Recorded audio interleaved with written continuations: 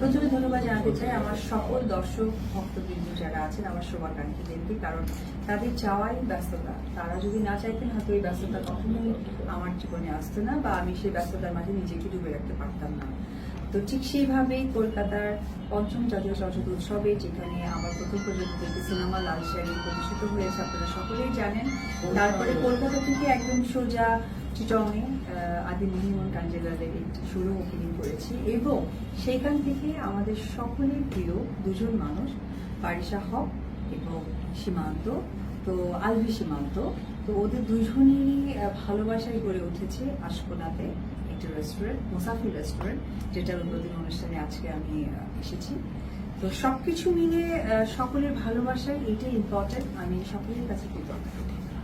দিদি একটু জানতে চাই, আসলে কলকাতায় গেলেন, কলকাতায় জানতে চাই, যেটা জানতে জানবো আস্তে আস্তে। আমি কিন্তু কিছু বলিনি।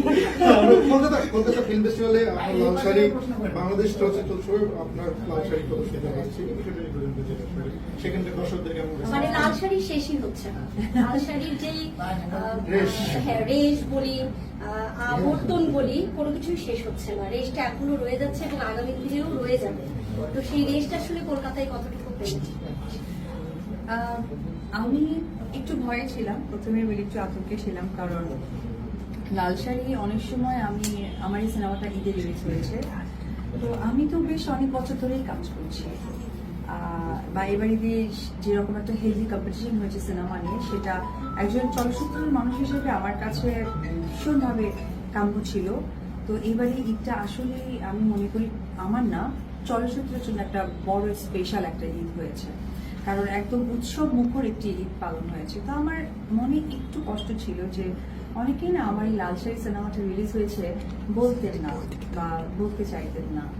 তো সেই জায়গাটাতে না খুব মানে ভালো লাগাও কাজ করতো, যে ঠিক আপনাদের মতো যারা সাংবাদিক ভাই বোনেরা আছেন তারা তো আমাকে প্রেজেন্ট করতেন, এটা আমার কাছে পরম সৌভাগ্যের, এবং দর্শকদের যে রেসপন্স পেয়েছি সেটা আমার কাছে কম কিছু। তো এই সবকিছু মিলে মনে হয়েছে যে এবার তো পঞ্চমতম একটা উৎসবে অনেক সিনেমা এসেছে, আমার সিনেমার আসলে সেই ভিড়ের জায়গাটা কতটুকু হবে, আত্মবিশ্বাসী ছিলাম, দর্শকদের প্রতি ভালোবাসার জায়গাটাও আমার অনেক বেশি আস্থা। কিন্তু তারপরেও না, মানে নিজেদের মানুষের কাছে অনেক সময় আমার ওই জিনিসগুলো শোনা যেত যখন, তারপরে আমি যখন নামলাম এবং আমি হলে গেলাম, হলে গিয়ে যখন নন্দনে এটা প্রদর্শিত হয়েছে, হলে গিয়ে যখন দেখেছি হাউসফুল, এবং প্রত্যেকটা দর্শক আমার লাল শাড়িকে ভীষণ প্রশংসা করেছে। তাদের একটিমাত্র কথা ছিল যে আমাদের গ্রাম বাংলার যে ঐতিহ্যটা হারিয়ে গিয়েছে, কারণ আমরা কিন্তু শাড়ি পরি, আমরা প্রত্যেকটা মেয়েই শাড়ি পরি, কিন্তু শাড়িটা কোথা থেকে তৈরি হয় এটা কিন্তু আমরা অনেকেই জানি না।